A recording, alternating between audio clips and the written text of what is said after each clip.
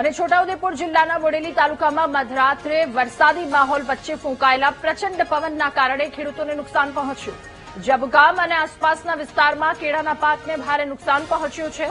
અચાનક શરૂ થયેલા તેજ વાવાઝોડા જેવા પવનના કારણે તૈયાર થવાનો કેળાનો પાક જમીનદોસ્ત થઈ ગયો, જેના કારણે ખેડૂતોની વર્ષભરની મહેનત અને લાખો રૂપિયાનું રોકાણ બરબાદ થયું છે। ચોમાસાની શરૂઆતમાં જ સર્જાયેલા કુદરતી આફતથી જગતનો તાત ભારે ચિંતા અને આર્થિક સંકટમાં મુકાયો અને ખેતરોમાં થયેલી તારાજીના કારણે મુશ્કેલીમાં મુકાયેલા ખેડૂતોએ સરકારની પાસેથી તાત્કાલિક ધોરણે સર્વે કરાવી યોગ્ય વળતર ચૂકવવા માંગ કરી છે।